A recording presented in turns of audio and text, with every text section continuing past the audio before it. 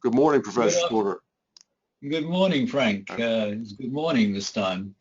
Um, Today is Bastille Day, and it's quite a remarkable Bastille Day since I don't think there's been an affair like this in Paris on Bastille Day ever before, with an American president with a particular sort of reputation, working apparently very well with a new French president who has a very good reputation, watching American troops march down the Champs-Élysées or up the Champs-Élysées, I can't remember which way they're going, and talking to each other. I mean, that's the remarkable thing that to me, that and I think this is a feature of globalization that we've not paid enough attention to before,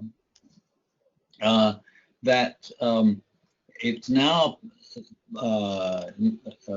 when leaders of different countries meet, they all speak to each other without interpreters.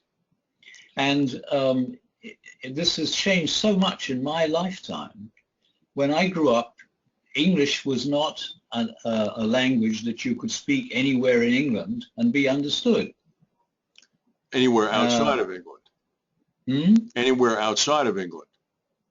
What, in England? All right. There were parts of northern England that had their own languages. Oh, all right, yes.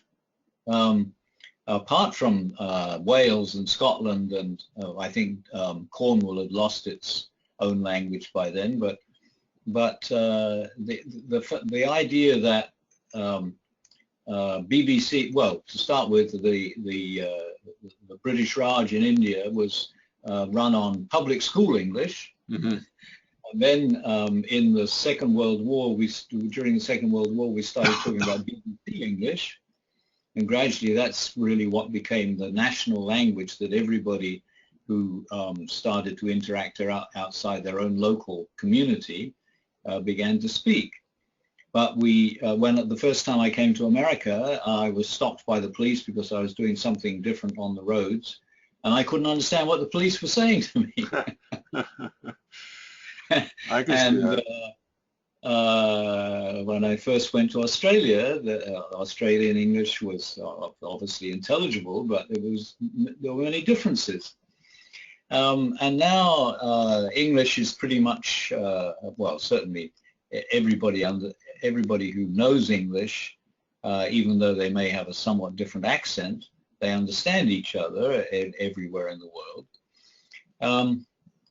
But all this is part of the process that has been intensifying and growing at an accelerating rate since the Second World War, I suppose.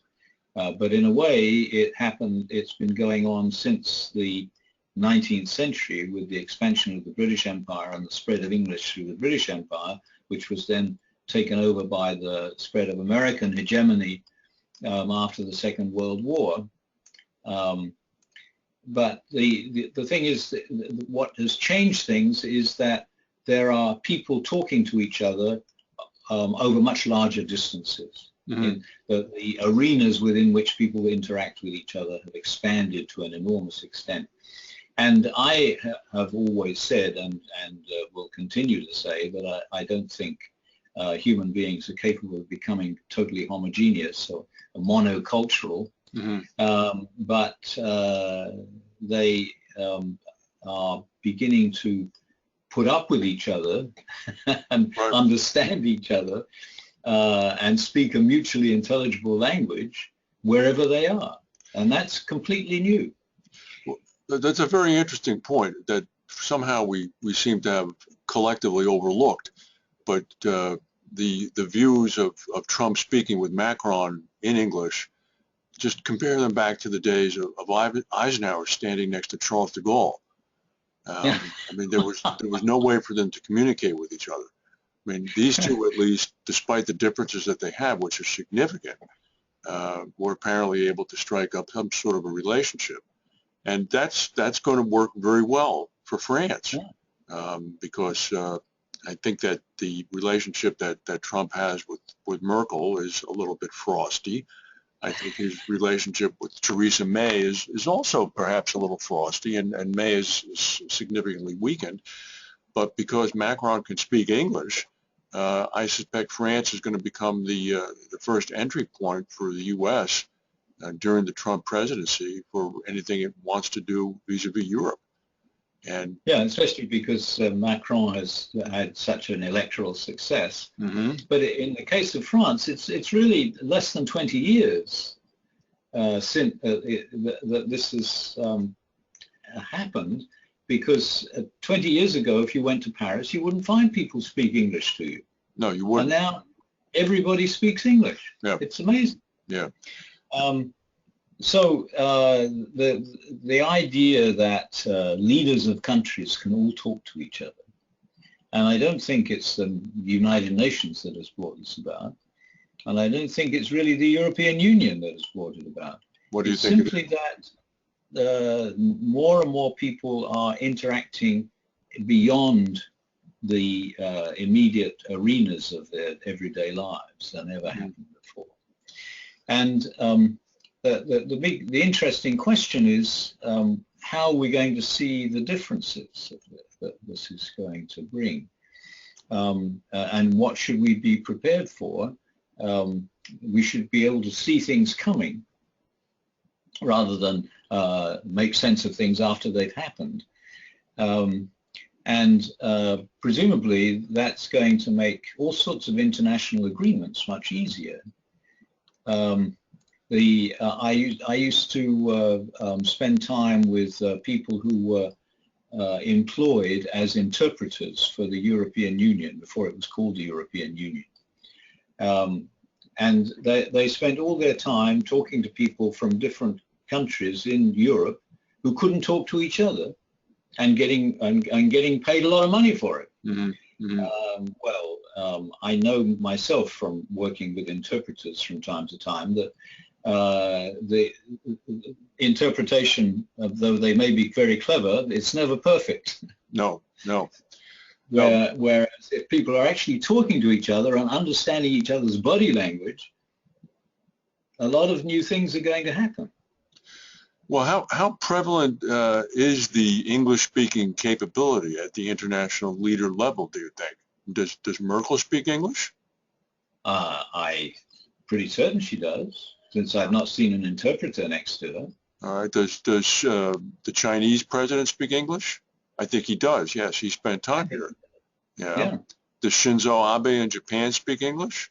I think he does. I think he does. Okay. All right. And then, of course, well, Putin is a different character anyway. He may speak English, but would never admit it, so he can listen. We saw the video of Trump and Putin leaning almost as though they were going to kiss each other across the table with no interpreters. I didn't see any interpreter in those close-up shots. You're right. Yeah. So that's very revealing, actually. So presumably then, I mean, if you go back through history, when the Europeans were fighting all those wars with each other, they obviously could not communicate easily with each other by speaking English or speaking French or speaking German. So, I mean, this could have a very far-reaching effect. One wonders whether it puts the non-native speakers at a disadvantage. I mean, presumably Theresa May's command of English and even Donald Trump's command of English is better than Vladimir Putin's or Shinzo Abe's, and whether that tends to bolster the Western hegemony or not, I don't know. Well, as you said yourself, I mean, oftentimes just having enough of the proficiency to be able to gain some personal sense of the other party is very, very helpful. Because it's never been had before at this level of relationships. I mean, when Kennedy spoke to Khrushchev, and you can go right down the list. I mean, people trying to communicate with each other through the aid of interpreters. And then the prevalence of the telephone now, people just picking the phone up, scheduling a call at all hours of the day or night, and being able to speak in English for even the opening minutes until you get into some very difficult matter that might require a translation help if you're talking about some treaty or some such other thing. But there's no doubt that it will serve to lessen the possibility of accidental nuclear Armageddon that could engulf the world. That's about as far as I will go on this, because other than that, I'm not entirely sure this has that much help. This can provide that much help to thwarting disasters, because I think what it's going to in turn do is more pronouncedly bring up the differences between people and between countries. And it used to be a little bit of a mask or a facade you could hide behind, the linguistic nuances that you didn't know. But now if people are actually directly listening to, say, Donald Trump, for example, that's not necessarily a good thing. Or if we're directly listening to the Chinese strong-arm us, that's not necessarily a good thing.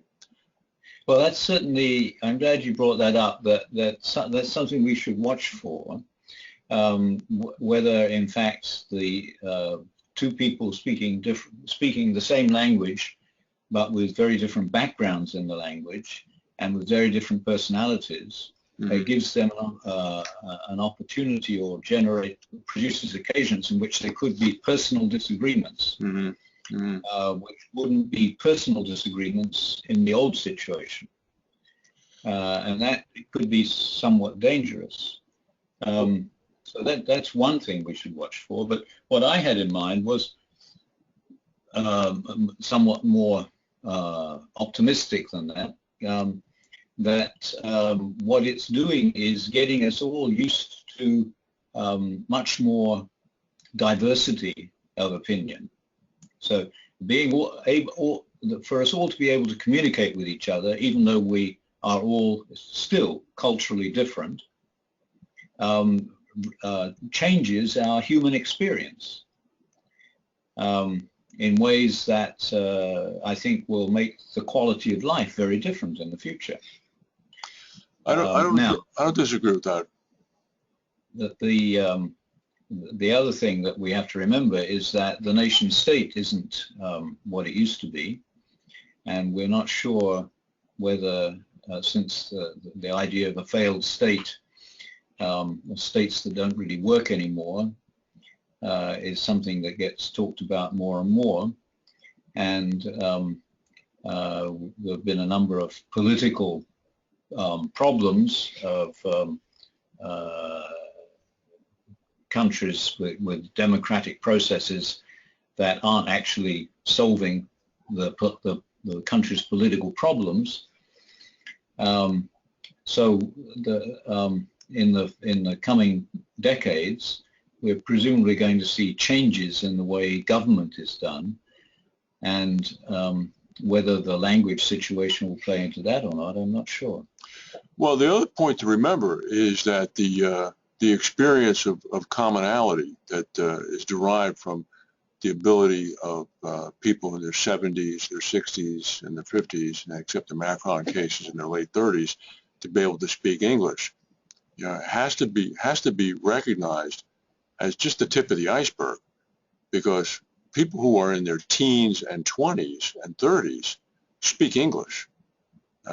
Oftentimes, people who are communicating on Facebook and Snapchat and Instagram, they're communicating in English with other people around the world. So when that tidal wave of demographics comes in the next 10 to 20 years, when those people assume positions of power, it's going to become much more pronounced, the observation that you made at the onset of this call. Global social media. Global social media with the ability to deploy it using a common language. Yeah. And having had decades of experience doing it from a personal level, it's going to be really a big change. So I think this is an aspect of globalization that requires much more careful attention. There's been very little written about it so far. I haven't seen anything written about it. Yeah. So we'll see what happens.